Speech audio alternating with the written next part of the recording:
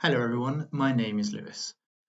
There's something big coming up in a couple of weeks' time, a big national focus. What is it? It's kind of everywhere. Oh yes, it's Christmas. You probably have noticed that because Christmas is 11 at the moment. This phrase, putting something up to 11, was in the press recently because it was used in reference to Liz Truss's approach to being the Prime Minister. She wanted to put things up to 11. And it's a joke turn of phrase. It implies taking things beyond the top level. And it actually comes from a comedy movie about a rock band who turn the volume dial on their guitar amplifiers up to 11, beyond the normal maximum of 10. Taking it to 11 means an intensity. It means more than you've ever seen before. And Christmas is at 11. One of my favourite Christmas films is called Christmas with the Cranks. Now, if you're unfamiliar with it, the story is as follows. The Cranks are a family. There's a mum and a dad and a just recently grown-up daughter who decides to spend Christmas abroad for the first time ever, doing some volunteer work. Now, her parents, Mr. and Mrs. Crank, they're understandably saddened by this. And it leads Mr. Crank down a path towards deciding to skip Christmas that year. Now, in the movie, Mr. Crank, he's vilified and attacked by his neighbours and friends for being a Scrooge, implying that he's mean for skipping Christmas. Yet I've always had some sympathy for Mr. Crank.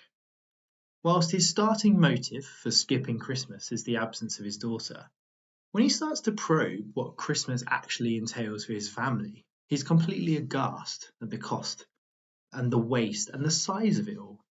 And to quote Mr. Crank, $6,100 we spent on Christmas last year. His friends call him cheap. Yet he matches his donations for Christmas to the charities that he supports, and then the rest of the money he just simply wants to spend in a different way. I do encourage you to carry on listening here because I'm absolutely not saying that we should skip Christmas. Christmas is a wonderful Christian celebration, and there is heritage and examples in the Old Testament of our Jewish ancestors celebrating joyously. For example, Jesus clearly valued the Passover celebration. But certain parts of Christmas are up at 11, and to me this makes Mr. Crank right.